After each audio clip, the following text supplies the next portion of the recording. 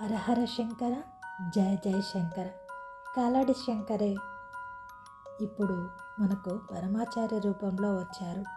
సాక్షాత్తు కైలాస శంకరుడే మన కంచి పరమాచార్య స్వామివారని ఆ రోజులలో ప్రతి ఒక్కరూ నమ్మేవారు. సంతాన్ రామన్ ఆయన బాల్య స్మృతులు ఈరోజు మనం చెప్పుకుందాము. ఒకానొక భక్తుడి గురించి, అతని చిన్నప్పుడు జరిగిన సన్నివేశాలను ఈరోజు మనం చెప్పుకుందాము. నాకు తెలిసి 1950లో అనుకుంటా, పెద్ద పెరియవ శ్రీ చంద్రశేఖరేంద్ర సరస్వతి స్వామివారు అనగా అందరికీ తెలిసిన కంచి పరమాచార్య, పెద్ద పెరవ అనగా చంద్రశేఖరేంద్ర సరస్వతి స్వామివారు, అలాగే పుదు పెరియవ అనగా జయేంద్ర సరస్వతి స్వామివారు, అలాగే చిన్న పెరవ అనగా ప్రస్తుతం ఉన్నటువంటి కంచి కామ పీఠాధిపతి అయిన విజయేంద్ర సరస్వతి స్వామివారు. ఆ రోజులలో శ్రీ చంద్రశేఖరేంద్ర సరస్వతి స్వామివారిని అందరూ పెద్ద పెరియవ అని పిలుస్తూ ఉండేవారు. చాతుర్మాస్యం కోసం తిరువారూర్ దగ్గరలోని సమ్మంగుడి గ్రామంలో మకాం చేస్తున్నారు. తిరునామం అనగా ఊర్ధ్వ పుండ్రాలు అనగా మనము శ్రీనివాసుని భక్తులు పెట్టుకునేటటువంటి వైకుంఠ నామాలనే ఊర్ధ్వ పుండ్రాలు అంటారు. ధరించి ఉదయమే కాఫీ కూడా తాగకుండా స్వామివారి పూజ పూర్తి చేసిన తర్వాత మొదటి తీర్థం తీసుకోవాలని కాచుకొని ఉన్నాను. దాదాపు 12 గంటలప్పుడు స్వామివారు పూజ పూర్తి చేసి తీర్థం ఇవ్వటానికి సిద్ధమవ్వగా వరుసలో ముందర నిలబడ్డ నేను చిన్న తోపులాట వల్ల 30 అడుగుల దూరం వెళ్ళిపోయాను. కనీసం కప్పు కాఫీ కూడా తాగకుండా 6 గంటల నుండి వేచి ఉన్నాను.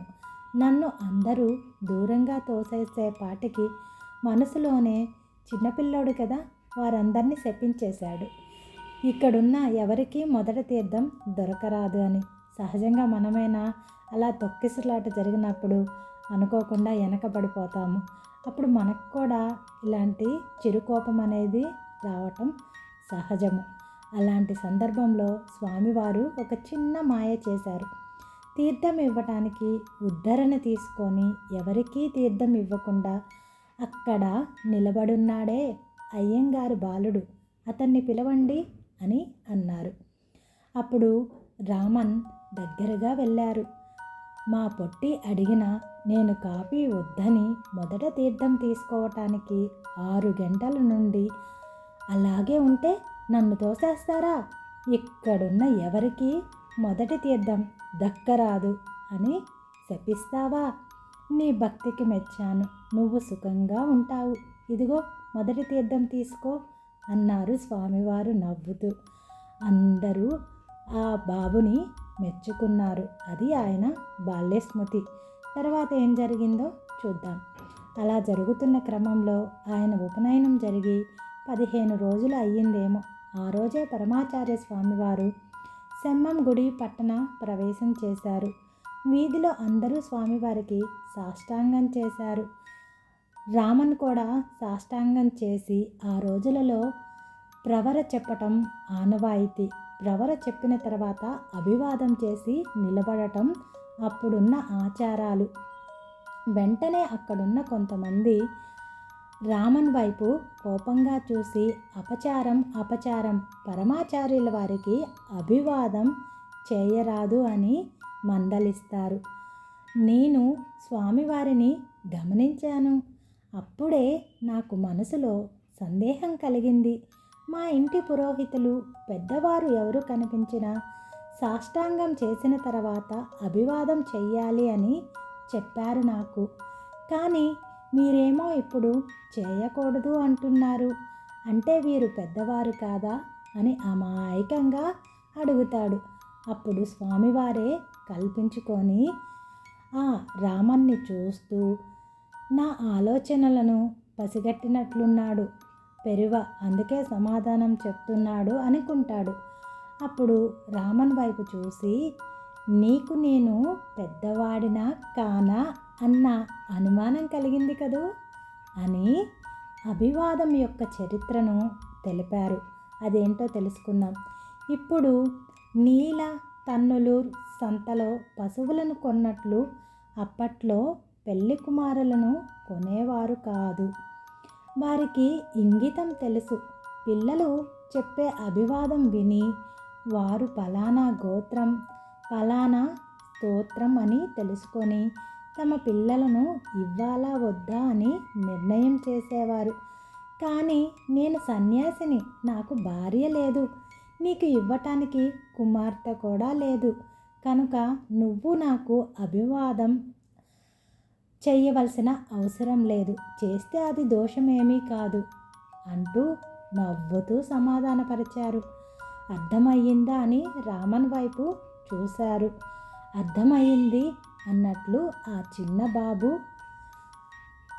స్వామివారిని చూసి స్వాంతన పొందాడు. నడి రోడ్లో నాకు 10 నిమిషాల పాటు ఉపదేశం అని ఈ రోజుకి తలుచుకొని ఎంతో మర్చిపోలేని జ్ఞాపకాన్ని మనందరితో పంచుకున్నాడు. అదే రామన్కి మరొక అనుభవం ఉంది. అది సెమ్మం గుడి ఊళ్ళో పట్టమణియార్ ఇంట్లో పూజ పూర్తయిన తర్వాత అందరూ వెళ్ళిపోయారు. ఆ రోజుల్లో కాంచి పరమాచార్య వస్తే ఎవరైనా దర్శనానికి వెళ్తూ ఉండటం ఆనవాయితీ. అలానే ఈ బాబు కూడా ఆ రోజు పూజ జరిగిన స్థానానికి వెళ్తాడు. వెళ్ళిన తర్వాత హాలులో వసారా కలిసే చోట నిలబడి చూస్తూ ఉన్నాడు. హాలు యొక్క మరొక చివరలో ఉన్న వంటగదిలో స్వామివారు భిక్ష స్వీకరిస్తున్నారు.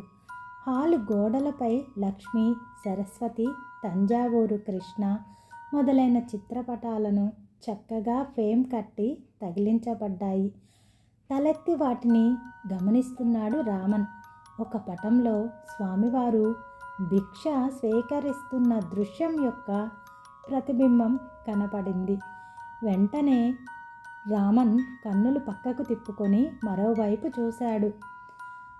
నేను నిలబడి ఉండటం స్వామివారు చూసి శ్రీకార్యాన్ని పిలిచి ఆ బాలునికి చెప్పు, చూడకూడదు, వెళ్ళిపో అని కబురు పంపారు. శ్రీకార్యంలో పనిచేసేవారు రామన్ వద్దకు వచ్చి మహాస్వామివారు భిక్ష చేస్తున్నప్పుడు చూడటం సరికాదు అని చిన్నగా చెప్తారు, వెళ్ళిపో అని చెప్పారు. అప్పుడు రామన్ కావాలని చూడలేదని ఎదురుగా ఉన్న పటంలో కనబడింది. వెంటనే నేను చూడటం ఆపేశాను అని వివరంగా చెప్పటంతో ఈ సంభాషణ అంతా స్వామివారు చెవిన పడటంతో కూర్చున్న చోట నుండే ఆ పిల్లవాడిని మందలించరాదు, కావాలని అతడు నా వైపు చూడలేదు, నేను అక్కడ కూర్చొని భిక్ష స్వీకరించటం 45 డిగ్రీల కోణంలో ఆ పటంలో కనపడటం, పటానికి 45 డిగ్రీల కోణం ఉన్న అతని దృష్టిని తాకింది అని చెప్పటంతో రామన్ మనసు కాస్త స్థిమితపడ్డది.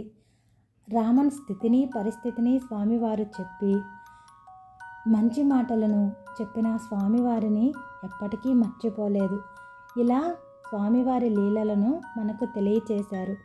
ఆర్ సంతాన రామన్, ఈయన చెన్నైలో నివసిస్తూ ఉంటారు.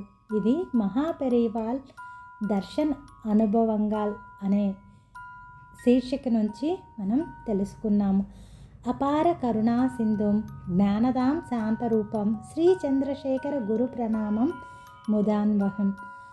హరహర శంకర, జయ జయ శంకర. కైలాస శంకరుడే కాలడి శంకరుడై ఆ తర్వాత కామాక్షి శంకరుడుగా మారి మనందరికీ కామకోటిని అందించిన శ్రీ చంద్రశేఖరేంద్ర సరస్వతి స్వామి వారికి నమస్కరిస్తూ ముగిస్తున్నాను. శ్రీ గురుభ్యో నమః. గురువులు ఎంతోమంది ఉన్నారు. ఏ ఒక్క గురువును పట్టుకున్నా మన దారి సులభము, మనకి ముక్తి ఖచ్చితంగా అందుతుంది. గురువులకు మించిన అనుగ్రహం లేదు, గురువుని పాదాలకు మించిన శరణు లేదు. అందరూ భక్తి మార్గంలో వెళ్ళాలి అనే జీవితాన్ని ఆశయంగా చేసుకొని బతికిన వారు శ్రీ పరమాచార్య